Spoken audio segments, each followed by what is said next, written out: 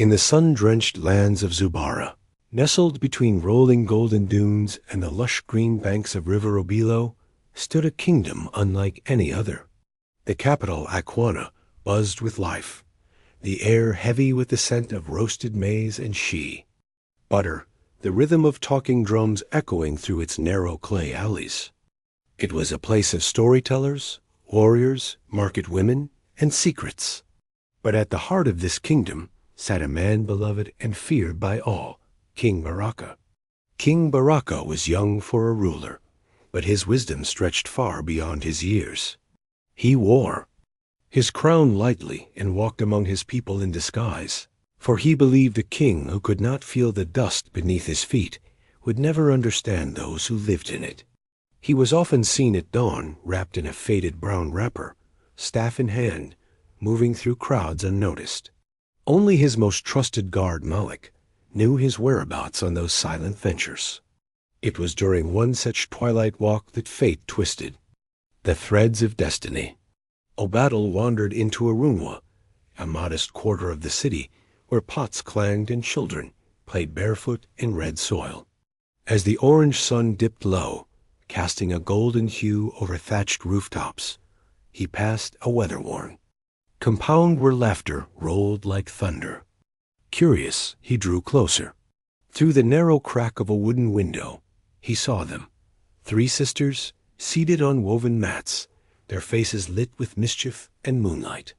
The eldest, Awel, had sharp eyes and a sharper tongue. Enika, the middle. One was round-faced and loud, her laughter bouncing off the mud walls. But it was the youngest, Naima, whose quiet grace stilled the air around her. Her beauty was not only in her face, but in her silence, calm, like still water that runs deep. They were discussing their dreams of marriage. "If I had my way," Awel said, fanning herself dramatically, "I'd marry the royal baker. Imagine hot yam bread, steaming fresh every dawn." "I'd never cook again." Enika burst out laughing. "That's foolish. I'd take the royal cook. Fried plantains soaked in spicy palm sauce. I'd grow fat like a queen." Naima smiled gently and said, "As for me, I would marry the king himself, not for his wealth, but to sit beside a man who knows his people."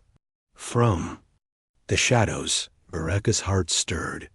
He had heard many voices in his travels, but hers rang like a sacred drum, quiet, steady, wise. He touched Malik's arm and whispered, "Mark this house." By the time dawn kissed Aquana's rooftops, royal guards stood at the sisters' door. With little explanation, they were taken, barefoot and bewildered, through the palace gates. Inside the royal court, Nima stood tall despite her simple robe. Her sisters, still wiping sleep from their eyes, gawked at the jeweled halls. King Baraka entered with grace and smiled. "Last night, under moonlight, you each whispered a wish. Do you remember?"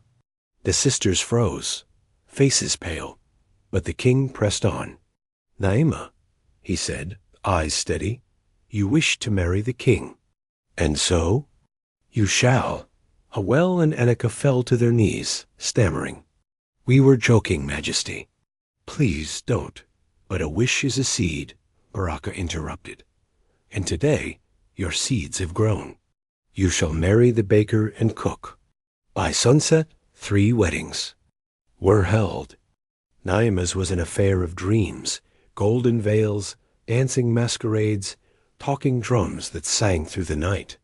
Her sisters, dressed in plain cloth, were married quietly in the courtyard. No music, no crowd. Jealousy is a silent serpent. It curled itself tightly around Awel and Enika's hearts. Though Naima welcomed them into her home, shared her food, and kissed their cheeks, they saw only what she had and what they didn't. Seasons passed. The queen's belly swelled with new life. Joy swept through the palace like harmattan wind. Baraka, eager for a son, allowed her sisters to live with her during the final months. But on the night Naima gave birth, as her breath slowed into sleep, and her cries faded, Awel and Enika crept into her chambers. They lifted the newborn boy, dark-skinned and perfect, and carried him to the palace stream. They placed him in a raffia basket, whispered no prayers, and set him afloat under the moon. Then they swaddled a scruffy bush puppy in soft cloth and placed it beside Naima. By morning, the king was summoned. "A dog," Awel whispered, lowering her eyes. "She has birthed a dog." A gasp spread through the court. Baraka staggered back, rage rising like fire. But Malik stepped in. "My king, let not anger be your only counsel." Reluctantly, Baraka spared her life. Meanwhile, the basket floated down the winding palace stream until it reached the gardens of Chief Osei, an aging but noble adviser. The chief, who had buried 6 children and fathered none, saw the cradle, caught a Mahu lily. "Bring it too." "Me," he ordered. Inside, a boy, wide-eyed and silent. "The spirits have sent us a son," he told his wife. "Let us raise him with honor." A year later, Naima gave birth again, another boy. Once again, betrayal.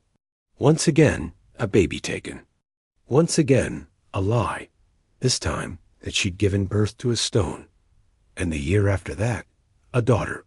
The sisters wrapped a lizard in a blanket and cast the child down the stream like waste. Each time, Chief Osei found the babies and raised them as his own. The boys named Taziri and Kamari, the girl Aminata. By the third offense, Baraka could no longer bear the shame. "Let her be executed," he roared. But again, Malik and the elders pleaded. "Let her live in shame, not death." Obadal agreed. At the grand entrance of Akwana's mosque, a wooden box was raised, not for offerings or honor, but for disgrace. By decree of King Baraka, Queen Naima was placed inside it. Its narrow window remained open day and night.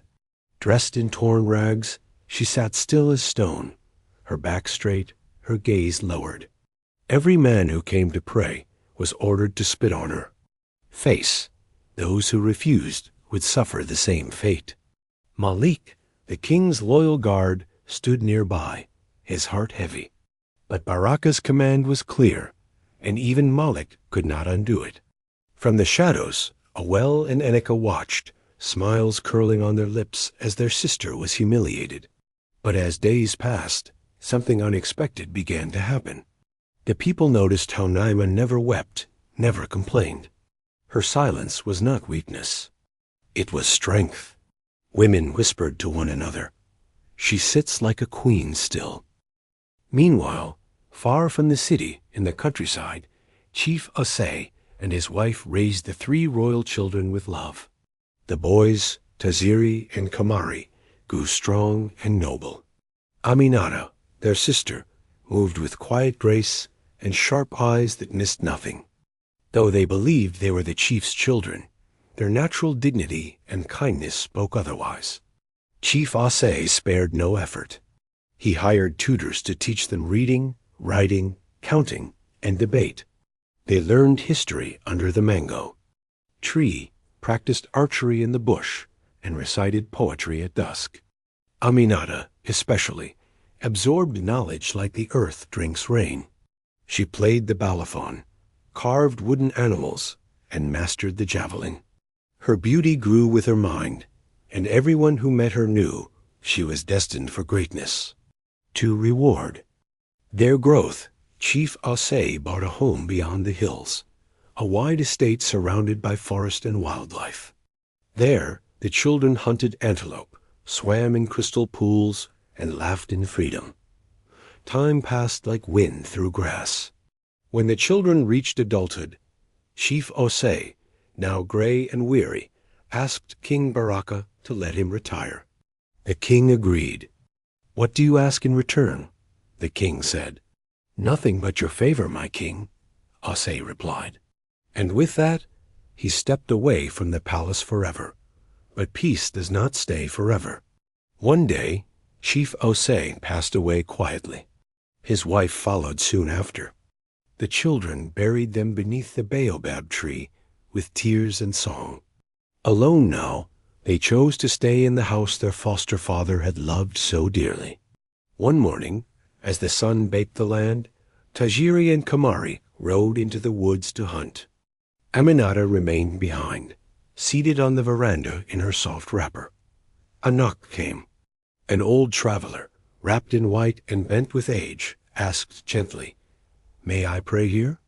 Aminata led her inside, offered water, and laid a mat. After prayer, the old woman sipped millet porridge and spoke of wonders.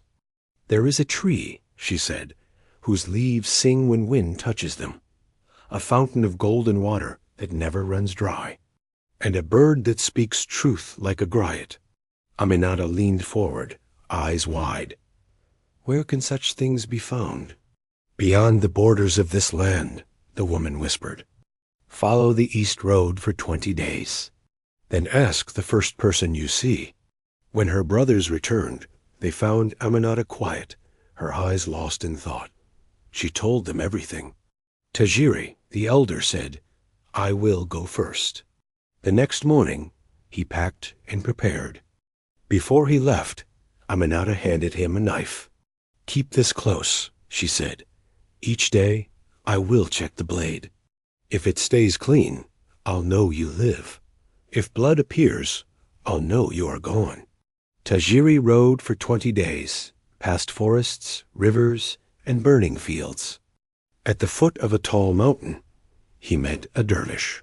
The old man handed him a small ball. "Throw this and follow it. But listen, on the path, voices will call to you. Do not turn back, no matter what."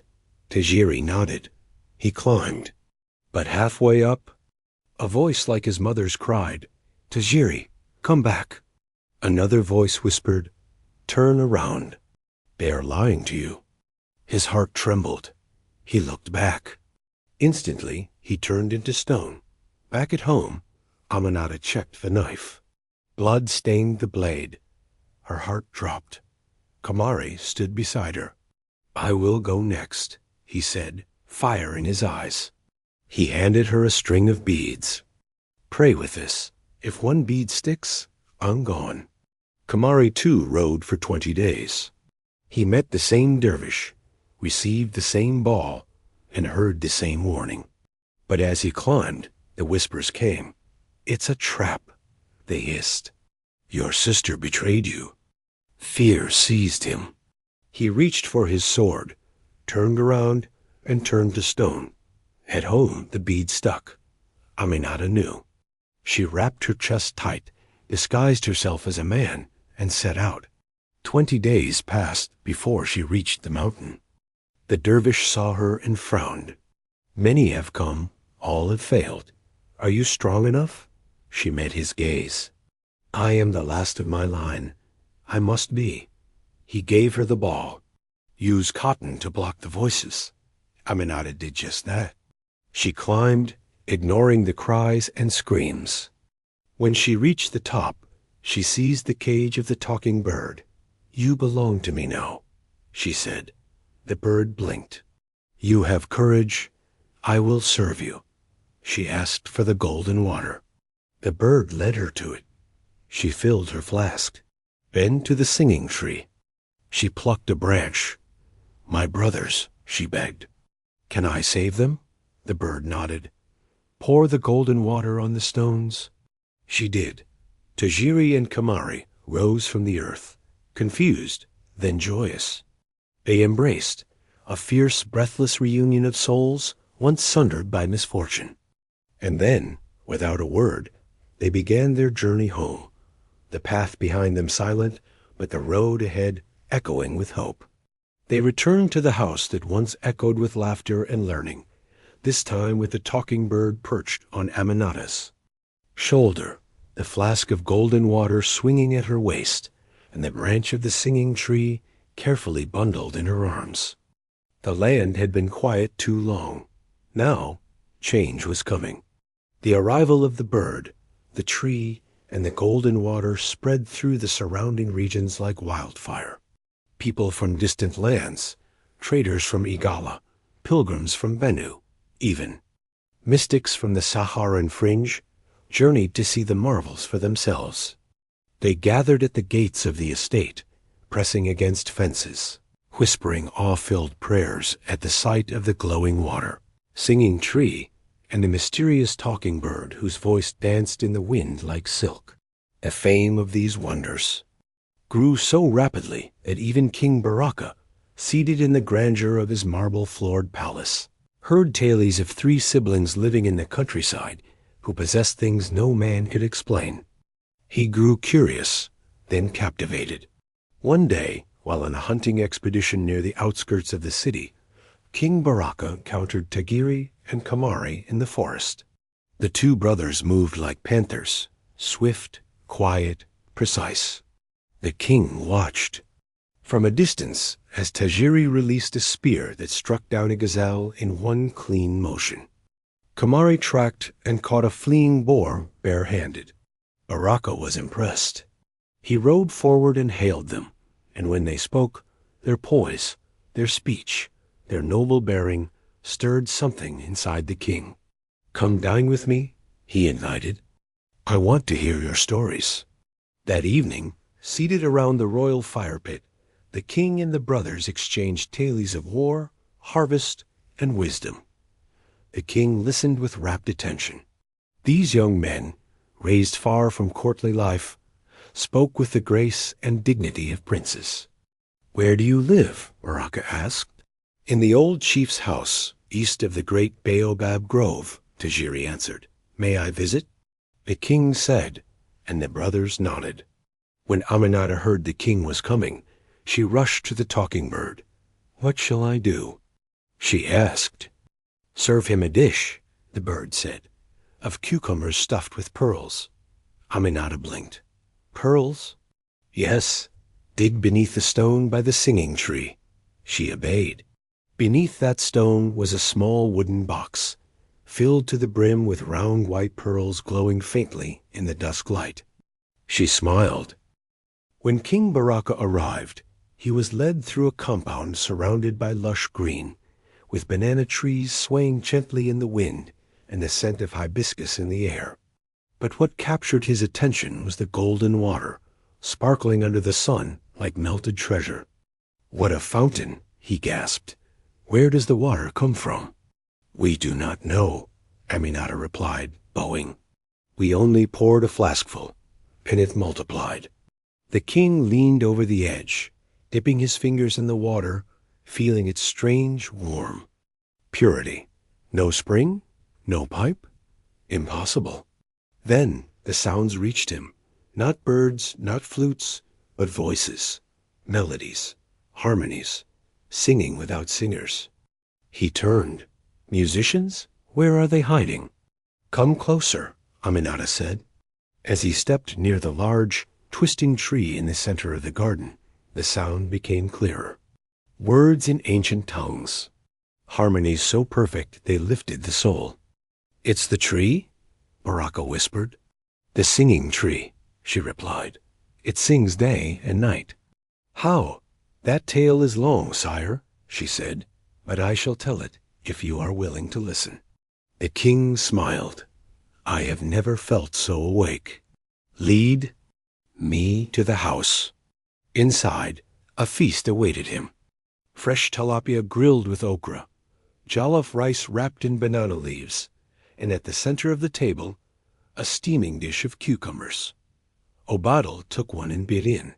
Instead of pulp, his teeth met smooth, round pearls. He paused. Pearls? In cucumbers? Before anyone could answer, the talking bird, perched on its wooden rod, fluttered and spoke. "You, great king, are puzzled by pearls and cucumbers, yet you believed your queen birthed a dog." Obadal's hand froze mid-air. "You believed she gave birth to a stone, a lizard, a log," the bird continued.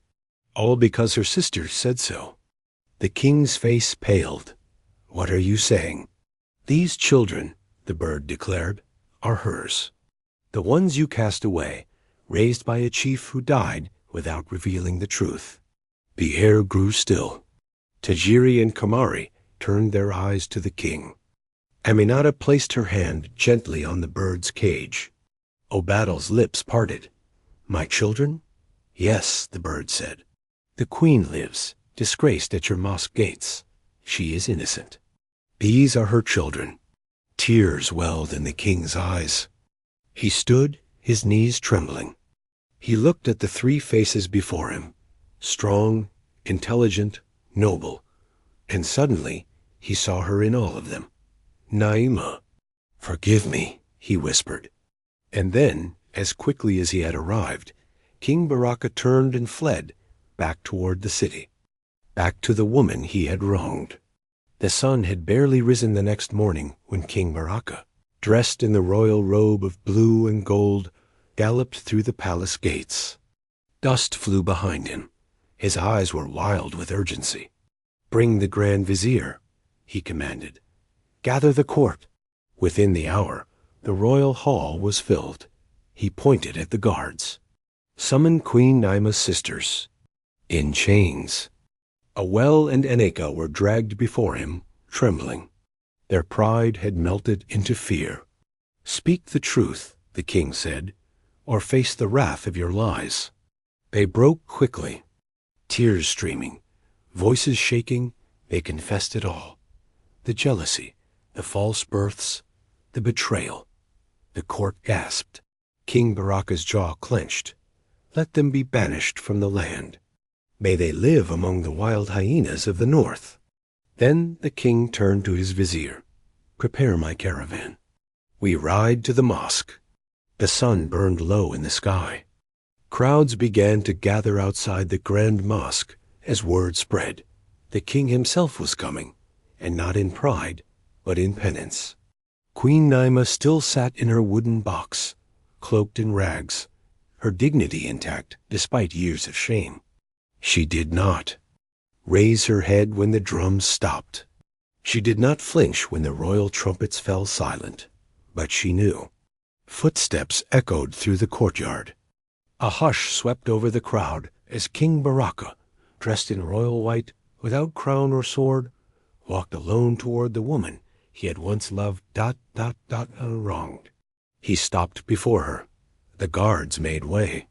Even the Grand Vizier held his breath. Naima slowly lifted her eyes. They were not angry, only tired. Obadal dropped to his knees in front of her. Yes, the Sultan of Akwana, bowing to the woman he had condemned. "My queen," he said, voice raw, I believed the wicked, and I punished the righteous. I let your enemies spit on you while you bore it with grace. And still, your eyes hold no hate. Only silence. That silence speaks louder than 1,000 judgments. The crowd watched in stunned silence. Naima didn't move. Her lips trembled. The wind tugged at the corner of her ragged shawl. Baraka placed his forehead on the ground before her feet. "I come with nothing but regret," he whispered. "Our children live. They are brilliant, brave. They are you. Every time I look at them, I see what I nearly destroyed. And yet, you endured. You waited. You held your truth like a burning coal in your heart." He looked up, tears streaking down his face. "If your heart still holds any place for me, Naima, come home. As my queen, my equal, my light." A soft sob escaped from the back of the crowd. Then another. Even the palace guards lowered their eyes. Naima stood, slowly, regally. No longer a prisoner, but a queen reborn. She touched Baraka's tear-soaked face and said softly, "You threw me in the dust, but the truth raised me higher than your throne ever could. If you truly wish me to return, then honor my truth forever." He nodded, unable to speak. And then, to the shock of all, she helped him to his feet. In that moment, the palace bells rang out. The talking bird above the mosque let out a triumphant song. The people dropped to their knees. And Naima, queen of Akwana, walked back into the world, not because she was forgiven, but because she was finally believed. Cheers erupted through the streets. Flowers rained down from balconies. Drums began to pound. That night, they rode together back to the countryside, lit by torchlight and joy. At the gates of the estate, Tajiri, Kamari, and Aminata stood waiting. When Naima stepped out of the chariot, her children rushed to her. "Mama," Aminata whispered, her voice breaking. Naima wept openly, wrapping her arms around all three. Baraka stood silently, his heart swelling. A feast followed, grander than any wedding. A talking bird chirped tales to the guests. The golden water glowed in the moonlight, and the singing tree filled the air with voices that felt like ancestors returning. The next morning, the entire family returned to the palace together. People lined the streets, dancing and ululating. The queen had returned. The royal children had come home. From that day forward, Queen Naima ruled beside King Baraka, wiser than before. Tajiri and Kamari were named princes. Aminata was honored as the jewel of the kingdom. And the bird? It stayed in the palace tower, where it sang truth every morning. Jealousy destroys, but truth always rises. Never let envy blind your heart, and never doubt the innocent without seeking the truth. If you enjoyed this story, don't forget to like, share, and subscribe for more unforgettable African tales every week.